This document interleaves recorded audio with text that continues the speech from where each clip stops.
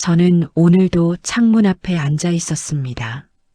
강남 한복판, 제가 살고 있는 이 아파트 거실 창문으로는 우리 빌딩이 보입니다. 남편이 평생을 바쳐 일구고 저에게 남겨준 그 빌딩이요. 저는 매일 아침 커피 한 잔을 들고 저 빌딩을 바라보는 것으로 하루를 시작합니다. 남편이 떠난 지 벌써 3년이 됐지만 저는 아직도 그 빌딩을 볼 때마다 남편의 목소리가 들리는 것 같습니다. 여보, 이 빌딩은 당신 거야. 당신 노후야. 절대 누구한테도 주지 마. 그 목소리가 귓가에 맴돌던 날, 제 인생에서 가장 충격적인 일이 일어났습니다. 그날은 평범한 오후였어요. 저는 소파에 앉아서 텔레비전을 보고 있었고, 막내 손주 지우가 제 옆에서 장난감을 가지고 놀고 있었습니다. 4살짜리 지우는 요즘 말이 부쩍 늘어서 조잘조잘 쉬지 않고 떠들어댑니다. 저는 그게 그렇게 귀여울 수가 없어서 텔레비전보다 지우 보는 걸 더 좋아했지요. 그런데 지우가 갑자기 장난감을 내려놓더니 저를 쳐다봤어요. 그 까만 눈이 저를 빤히 바라보면서 이렇게 말했습니다. 할머니, 이민 언제 가? 저는 처음에 잘못 들은 줄 알았습니다. 응? 뭐라고? 이민. 할머니 이민 간대잖아. 엄마가 그랬어.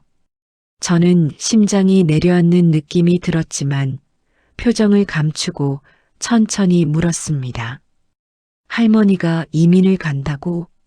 엄마가 그랬어? 응. 아빠랑 얘기하는 거 들었어. 외국 요양원 보내면 다시 못 온대. 비행기 타고 멀리 가는 거래. 지우는 아무것도 모른 채 다시 장난감을 집어들었습니다. 4살짜리에게 이건 그냥 엄마 아빠가 나누는 어른들 얘기 중 하나였겠지요. 하지만 저는 그 순간 온몸의 피가 거꾸로 솟는 것 같았습니다. 외국 요양원. 다시 못 온다. 저는 아무렇지 않은 척 지우의 머리를 쓰다듬었습니다. 아, 그래. 지우야, 엄마 아빠가 또 뭐라고 했어? 할머니가 요즘 자꾸 깜빡깜빡한다고. 혼자 있으면 위험하다고. 근데 지우는 싫어. 할머니 멀리 가면 지우 보고 싶잖아. 지우가 입술을 삐죽 내밀었습니다. 저는 그 얼굴을 보면서 웃어 보였습니다. 웃어 보이면서 속으로는 딱 한 가지 생각만 했습니다. 내가 깜빡깜빡한다고. 치매 걸린 척하면 되겠구나.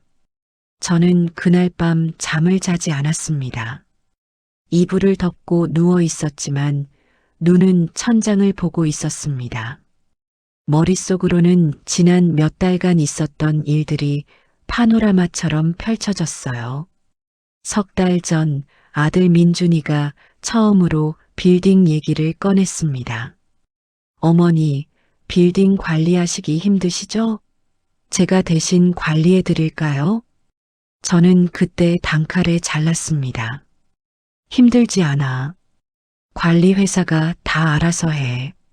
민준이는 그 이후로 한 달에 한 번꼴로 비슷한 얘기를 꺼냈습니다. 처음엔 관리 얘기였다가 그 다음엔 명예 얘기가 나왔습니다. 어머니, 상속세 문제가 있어서요. 미리 증여를 해두면 세금을 많이 아낄 수 있대요. 세무사한테 들었어요. 지금 하시는 게 훨씬 유리하다고. 그때도 저는 딱 잘랐습니다. 나 아직 안 죽었어. 상속 걱정은 내가 죽고 나서 해. 민준이 얼굴이 굳어졌던 게 기억납니다. 그리고 2달 전 며느리 수진이가 넌지시 말을 꺼냈습니다. 어머니, 요즘 혼자 계시기 외롭지 않으세요? 어머니 또래분들이랑 어울릴 수 있는 좋은 곳들이 많더라고요. 실버타운이라고 요즘은 완전히 호텔 같대요. 저는 웃으며 말했습니다. 나는 내 집이 제일 좋아. 수진이도 그 이후로 두어 번 더 비슷한 얘기를 했습니다. 그때는 그냥 며느리가 신경 쓰는구나 싶었어요. 아니, 솔직히 말하면 조금 이상하다 싶었지만 설마 하는 마음이 더 컸습니다. 하지만 이제 알겠습니다. 실버타운이 아니었습니다. 외국이었습니다. 저는 천장을 보면서 생각했습니다. 민준이가 사업에서 얼마나 큰 빚을 졌는지는 저도 어느 정도 알고 있었습니다.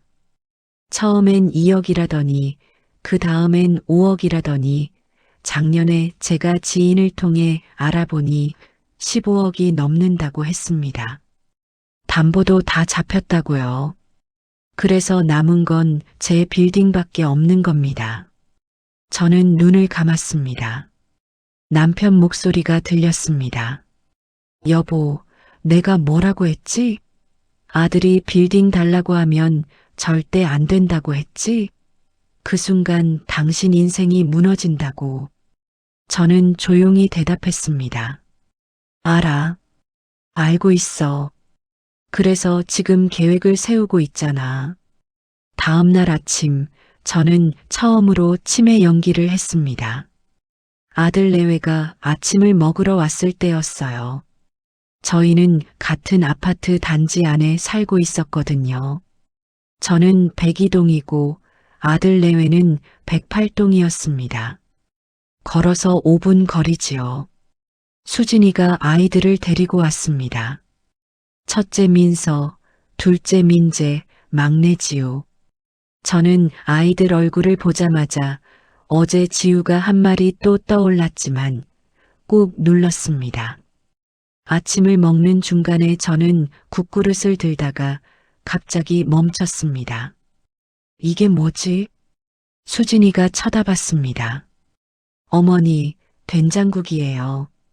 아, 그래. 내가 이걸 언제 끓였지? 어머니가 끓이셨잖아요. 내가 끓였나? 아, 그랬나? 저는 멍한 표정으로 국을 한 숟갈 떴습니다. 아들 민준이와 수진이가 눈빛을 교환하는 게 느껴졌습니다. 저는 못 본 척했습니다. 식사가 끝나고 아이들이 텔레비전 앞에 모여들었을 때 저는 일부러 안방에 들어갔다가 나오면서 물었습니다. 여기가 어디지? 수진이가 화들짝 놀라며 일어섰습니다. 어머니, 여기 어머니 집이에요. 아, 그래. 우리 집이구나. 하. 저는 민망한 듯 웃었습니다. 민준이 표정이 굳어지는 게 보였습니다. 걱정인지 아니면 다른 무언가인지 저는 그 표정을 뚫어지게 읽어냈습니다. 그날 오후 아들 내외가 아이들을 데리고 돌아간 뒤 저는 조용히 전화를 들었습니다. 변호사님, 저 박정희입니다. 김태영 변호사는 남편 이병철이 살아있을 때부터 우리 가족 일을 맡아온 사람입니다. 남편이 사업을 할 때부터 법률 자문을 해왔고 암 진단을 받은 뒤에는 유언장 작성과 재산 정리를 도왔습니다. 남편이 죽기 6달 전이었습니다. 남편은 이미 그때 자신의 시간이 얼마 남지 않았다는 걸 알고 있었습니다. 태영 씨, 재산 정리 다시 합시다. 김 변호사가 이유를 물었을 때 남편은 잠시 천장을 보다가 말했습니다. 민준이 사업이 생각만큼 안 돼요. 내가 죽고 나면 그 애가 정희한테 손 내밀 거야. 그러면 안 되거든. 남편은 재산을 명확하게 나눴습니다. 민준이에게는 남편이 운영하던 사업체 하나와 경기도 땅 일부, 그리고 주식과 펀드로 묶인 투자 자산을 넘겼습니다. 합치면 당시 시가로 40억 정도였습니다. 적지 않은 금액이었지요. 저한테는 강남 빌딩과 노후 생활 자금으로 현금 15억을 남겼습니다. 빌딩은 당시 시가 50억이 넘었으니 재산의 절반 이상이 저한테 온 셈이었습니다. 민준이가 그걸 모를 리 없었겠지요. 그리고 남편은 저한테 따로 당부를 했습니다. 김 변호사가 배석한 자리에서요. 정희야, 내 말 잘 들어. 응. 민준이가 나중에 빌딩 달라고 하거나 돈 해달라고 할 거야. 절대 안 돼. 알겠어? 저는 그때 조금 섭섭했습니다. 내 아들인데 설마 그러겠냐 싶었거든요. 왜 그래? 민준이가 그럴 리가 있어? 남편은 저를 똑바로 봤습니다. 사람이 돈 앞에서 어떻게 변하는지 나는 사업하면서 다 봤어. 내 자식도 예외가 없어. 정희야, 그 빌딩이 없으면 당신은 아무것도 없는 거야. 그게 무너지면 당신 인생이 무너지는 거고. 저는 그 말이 과하다고 생각했습니다. 하지만 지금 이 순간 남편의 말이 옳았다는 걸 뼈저리게 느끼고 있었습니다. 김 변호사 사무실은 서초동에 있었습니다. 저는 아들 내외에게는 아무 말도 하지 않고 혼자 택시를 타고 갔습니다. 사무실에 들어서니 김 변호사가 반갑게 일어났습니다. 사모님, 어쩐 일이세요? 저는 자리에 앉자마자 단도직입적으로 말했습니다. 변호사님, 저 지금 아주 큰일이 생겼어요. 김 변호사 표정이 굳어졌습니다. 저는 처음부터 끝까지 다 말했습니다. 지우가 한 말, 아들이 빌딩 관리 얘기를 꺼낸 것, 수진이가 실버타운 얘기를 한 것, 그리고 제가 치매 연기를 시작했다는 것까지. 김 변호사가 한참을 듣더니 물었습니다. 사모님, 지금 어느 정도까지 확신하세요? 지우가 엄마 아빠 얘기를 듣고 그대로 전한 겁니다. 4살짜리가 그런 말을 지어낼 수 없어요. 맞습니다. 근데 사모님, 지금 치매 연기를 시작하셨다고요? 네. 그게 위험할 수도 있어요. 반대로 이용당할 수 있습니다. 사모님이 치매라는 걸 빌미로 재산관리 위임이나 후견인 신청을 할 수 있거든요. 저는 고개를 끄덕였습니다. 알아요. 그래서 지금 변호사님 찾아온 거예요. 제가 치매 연기를 하는 동안 저를 지켜줄 장치가 필요합니다. 김 변호사가 잠시 생각하더니 말했습니다. 좋습니다. 제가 도와드리겠습니다. 우리는 2시간 동안 계획을 세웠습니다. 첫째, 저는 겉으로는 치매 증상을 연기하되 중요한 법적 서류는 모두 김 변호사를 통해서만 처리한다. 둘째, 아들 내외가 재산위임이나 후견인 신청을 시도할 경우 김 변호사가 즉각 개입한다. 셋째, 아들 내외의 행동을 증거로 남기기 위해 제 집에 녹음 장치를 설치하고 관련 문자와 통화 기록을 모두 보관한다. 넷째, 아들 내외가 실제로 외국 요양시설을 알아보고 있는지 확인한다. 사모님, 한 가지 더 부탁드려도 될까요? 말씀하세요. 가능하면 아드님이나 며느님과 직접 대화하실 때 요양원 얘기나 재산 얘기가 나오면 최대한 자세히 반응해 주세요. 그리고 그 내용이 녹음될 수 있도록 해주시면 좋겠어요. 저는 그 말을 듣고 처음으로 작은 미소를 지었습니다. 그 정도는 제가 잘할 수 있어요. 그날부터 저의 연기가 시작됐습니다. 저는 처음에 아주 가볍게 시작했습니다. 가끔 엉뚱한 말을 하거나 밥을 먹었는데 안 먹었다고 하거나 아들 이름을 잠깐 헷갈리는 척하는 정도였습니다. 아들 내외는 처음엔 그냥 웃어넘겼습니다. 어머니, 그거 드셨잖아요. 어머니, 민준이에요, 민준이. 하지만 저는 조금씩 수위를 높여갔습니다. 외출했다가 길을 잃은 척하고 아들한테 전화를 했습니다. 민준아, 엄마가 지금 어딘지 모르겠어. 낯선 데야. 민준이가 달려왔을 때 저는 실은 동네 카페에 앉아 커피를 마시고 있었습니다. 저를 발견한 민준이 얼굴에 다양한 감정이 스쳐갔습니다. 안도, 걱정, 그리고 무언가 다른 것. 어머니, 괜찮으세요? 응? 민준이가 어떻게 왔어? 나 집에 있었는데.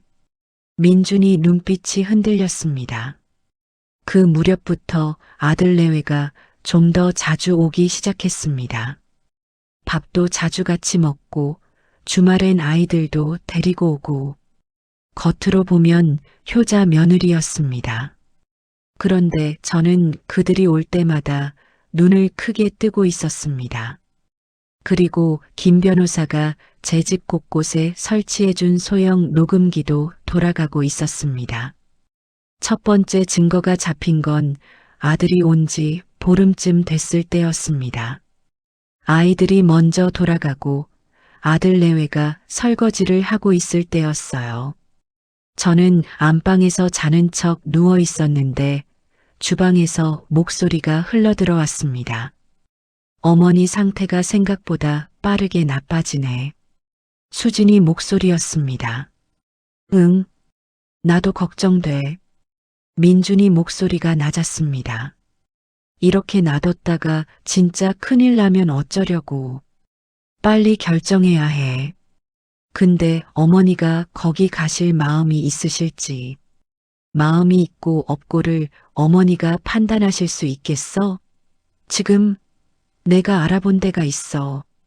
태국에 한국인 케어 직원 있는 요양원인데 시설이 아주 좋아. 거기 가시면 우리가 관리하는 것보다 훨씬 잘 케어가 돼. 비용은 한 달에 250만 원. 거기다가 여기 빌딩 임대 수익으로 충분히 커버가 되지. 어머니 현금이랑 임대 수익으로 거기 비용 내고도 남아. 저는 이불을 꽉 쥐었습니다. 태국이었습니다. 지우가 비행기 타고 멀리 간다고 했던 그곳이, 그리고 그 비용을 제 빌딩 임대 수익으로 충당하겠다는 말.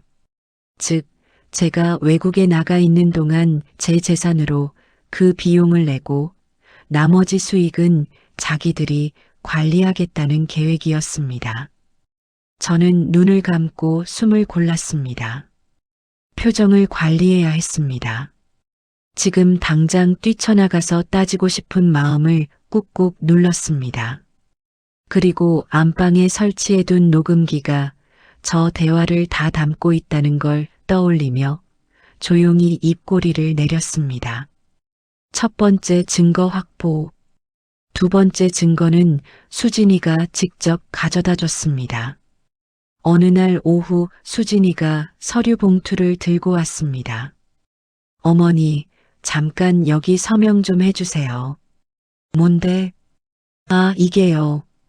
민준이 오빠 사업 때문에 은행 서류인데 어머니 이름이 필요해서요. 그냥 여기 도장이랑 사인만 해주시면 돼요. 저는 서류를 받아서 멍하니 바라봤습니다. 물론 저는 내용을 다 읽었습니다. 재산관리 위임 동의서였습니다. 강남 빌딩의 임대 수익 관리를 민준이에게 위임한다는 내용. 저는 서류를 뒤집어 보고 앞으로 보고 고개를 갸웃하면서 물었습니다. 이게 뭔 말이야? 너무 어렵네. 어머니, 그냥 여기 사인만 하시면 돼요. 이게 은행 거라고? 네, 맞아요. 그냥 형식적인 거예요. 저는 펜을 들었다가 다시 내려놓았습니다. 근데 나 이런 거 모르겠어. 민준이한테 물어봐야 할 것 같은데. 민준이 어딨어? 수진이 얼굴이 살짝 굳었습니다. 오빠는 지금 자리 비웠어요. 어머니, 그냥 여기 사인만 하시면 금방 끝나요. 아냐, 나는 뭔지도 모르고 사인 못해. 나중에 민준이랑 같이 오면 그때 해. 수진이는 결국 서류를 가져가지 못했습니다. 저는 수진이가 돌아간 뒤 그 서류 봉투를 들고 김 변호사한테 전화를 했습니다. 변호사님, 오늘 며느리가 재산관리 위임 동의서를 들고 왔어요. 전화기 너머로 김 변호사가 잠시 침묵했습니다. 사모님, 지금 그 서류 갖고 계세요? 네, 수진이가 두고 갔어요. 내일 제가 직접 찾아뵙겠습니다. 그 서류 제가 확인해야 할 것 같아요. 김 변호사가 그 서류를 보고는 표정이 굳어졌습니다. 사모님, 이거 단순 임대 수익 관리 위임이 아닙니다. 이 조항 보세요. 김 변호사가 서류의 중간 부분을 가리켰습니다. 작은 글씨로 빼곡하게 채워진 조항이었습니다. 위임인이 의사결정 능력에 현저한 저하가 있을 경우 수임인은 위임인을 대리하여 부동산 처분을 포함한 일체의 재산 관련 결정을 할 수 있다. 저는 그 부분을 읽고 또 읽었습니다. 부동산 처분, 빌딩을 팔 수 있다는 겁니다. 제가 침해 판정을 받으면 그 동의서 하나로 빌딩을 팔 수 있는 권한을 민준이가 갖게 된다는 뜻이었습니다. 이게 법적으로 효력이 있어요? 서명과 도장이 있으면 문제가 생길 수 있습니다. 특히 이분이 침해 판정을 받은 상황이라면요. 물론 이게 효력이 있으려면 별도의 법원 절차가 필요하지만 이 문서가 있으면 그 절차를 밟는 게 훨씬 수월해집니다. 저는 의자 등받이에 기댔습니다. 그러니까 저를 치매로 몰고 이 서류로 빌딩을 팔아서 빚을 갚으려는 계획이었던 거네요. 가능성이 높습니다. 저는 한참 천장을 봤습니다. 변호사님, 우리 이제 슬슬 마무리 단계로 가야 할 것 같아요. 사모님, 아직 조금 더 확보할 수 있는 증거가 있습니다. 실제로 요양시설 상담을 했는지 여부가 나오면 더욱 완벽해집니다. 그걸 어떻게 확인해요? 제가 방법을 찾아볼게요. 김 변호사가 찾아낸 방법은 생각보다 간단했습니다. 수진이가 그 즈음 인터넷 검색을 많이 했는데 해외 요양시설 관련 카페에 아이디를 만들어 활동한 흔적이 있었습니다. 익명이었지만 게시글 내용이 문제였습니다. 한 게시글에 이런 내용이 있었습니다. 시어머니가 치매 초기인데 국내보다 태국이나 베트남 요양원이 훨씬 저렴하고 관리가 잘 된다고 들었어요. 실제로 보내신 분 있으신가요? 시어머니 동의 없이 보내는 게 법적으로 문제가 되나요? 그리고 아이디가 JS 수진이었습니다. 김 변호사가 그 게시글 캡처본을 가져왔을 때 저는 오랫동안 그걸 바라봤습니다. 시어머니 동의 없이 보내는 게 법적으로 문제가 되나요? 저는 그 문장을 10번쯤 읽었습니다. 눈물이 나오려 했지만 참았습니다. 민준이가 제 아들이 맞습니다.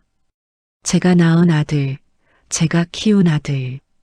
그런데 그 아들의 아내가 저에 대해 이런 글을 쓰고 있었습니다. 그리고 민준이는 그걸 알고 있었겠지요. 저는 눈물 대신 다른 걸 꺼냈습니다. 변호사님, 이제 충분합니다. 움직입시다. 저는 아들한테 전화를 했습니다. 민준아, 엄마가 오늘 몸이 좀 안 좋아서 와줄 수 있어? 민준이는 30분 만에 달려왔습니다. 수진이도 함께였습니다. 저는 소파에 기대어 누워 있었습니다. 평소보다 더 힘없어 보이는 척 했습니다. 어머니, 어디가 안 좋으세요? 머리가 좀 어지럽고 다리에 힘이 없어.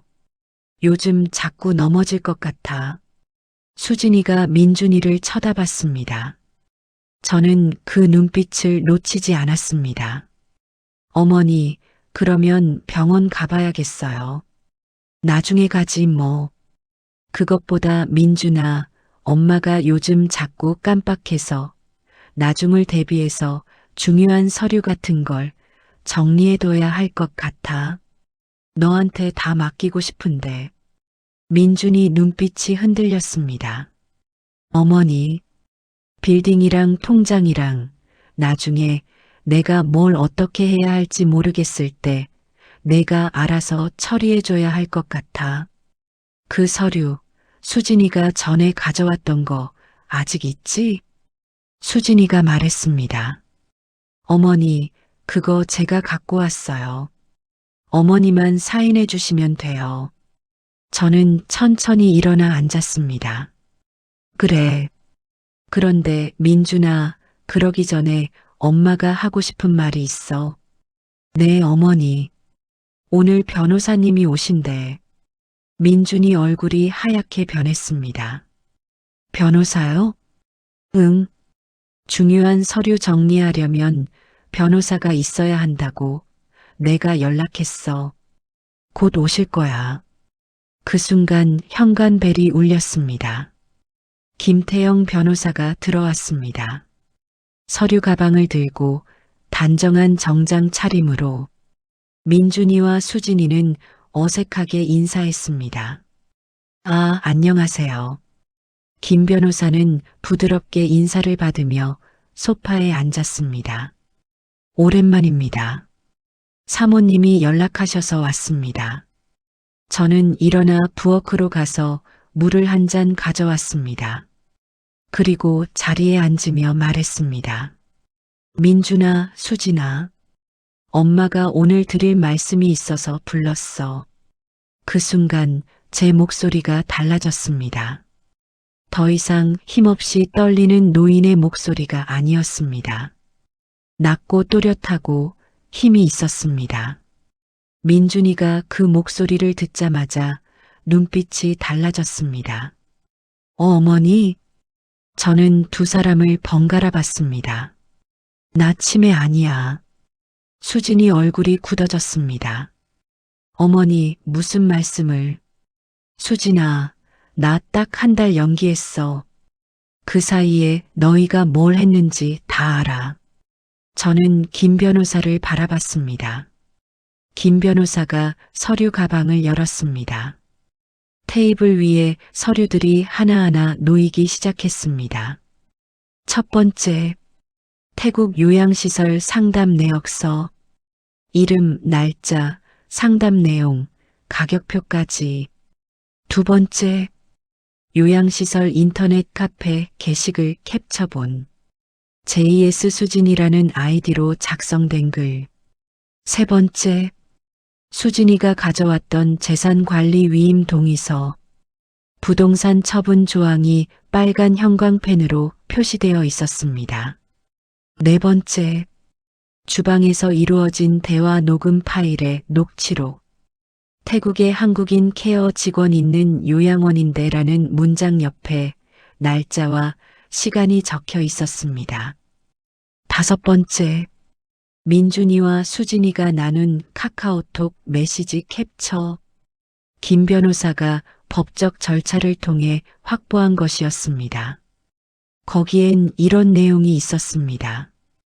어머니 치매 증상 심해지면 후견인 신청하면 돼. 후견인 되면 빌딩 처분도 가능하지? 응, 가능해. 근데 서두르지 마. 의사소견서 몇 개 더 받아두면 확실해. 저는 그 메시지를 읽는 동안 아무 감정도 드러내지 않았습니다. 민준이는 얼굴이 새하얗게 됐습니다. 수진이는 고개를 숙였습니다.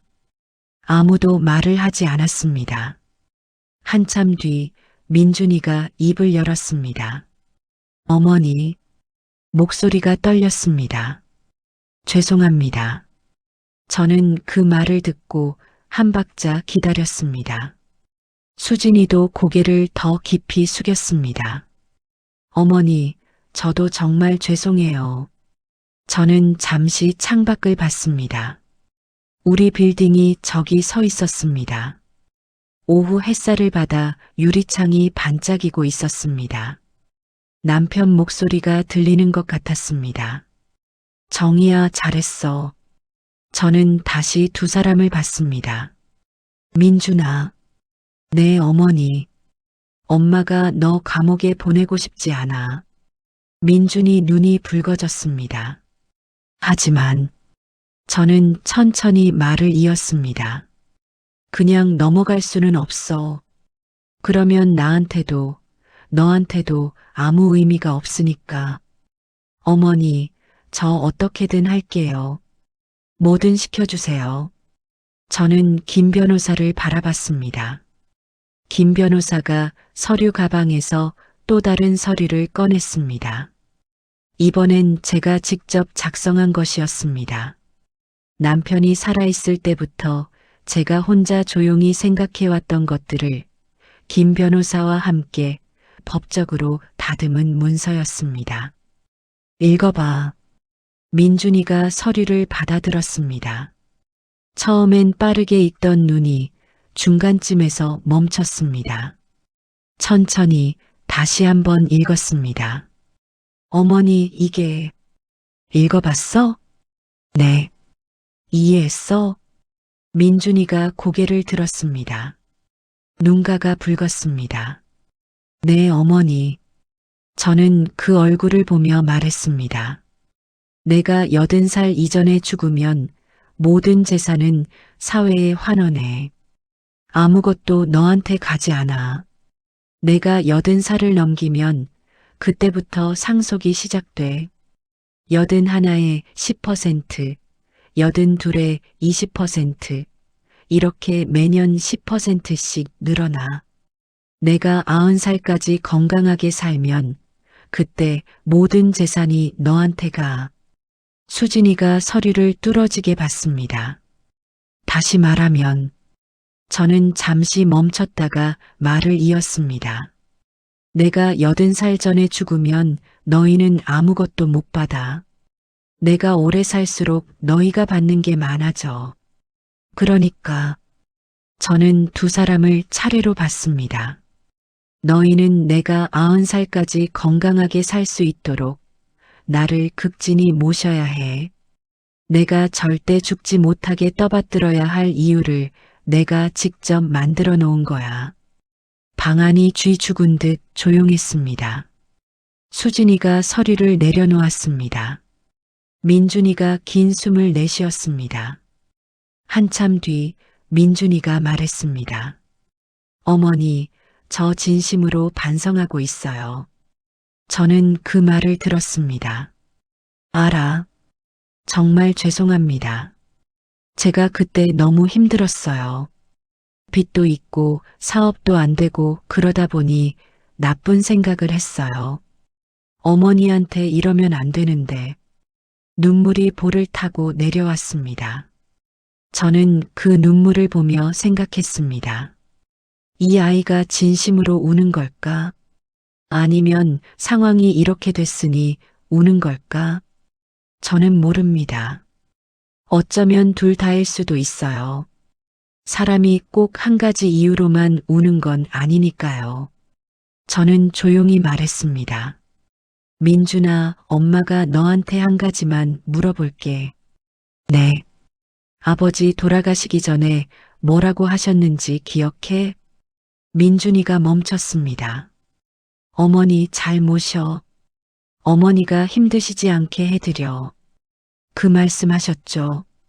응. 나도 기억해. 아버지가 그러셨어. 엄마가 힘드시지 않게 해드리라고. 저는 잠시 침묵했습니다. 그러면 이제 그 약속을 지켜줘. 민준이가 고개를 숙였습니다. 네, 어머니. 지킬게요. 그날 이후로 많은 것들이 바뀌었습니다. 아들 내외가 보여준 변화는 솔직히 처음엔 어색했습니다. 주말이면 꼭 왔고 민준이는 제 약을 직접 챙겼습니다. 수진이는 요리를 해왔고 아이들과 함께 오면 집이 시끌벅적해졌습니다. 저는 그 변화를 보면서 복잡한 감정을 느꼈습니다. 고맙기도 하고 씁쓸하기도 하고 이게 진심인지 아니면 서류 때문인지 처음엔 헷갈렸습니다. 그런데 시간이 지나면서 알게 됐습니다.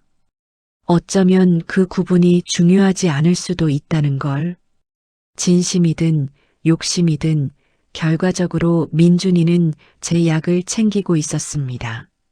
수진이는 제 건강을 신경 쓰고 있었습니다. 아이들은 할머니 곁에서 자라고 있었습니다. 그리고 저는 매일 아침 창문 앞에서 커피를 마시며 빌딩을 바라봤습니다. 남편이 남겨준 그 빌딩.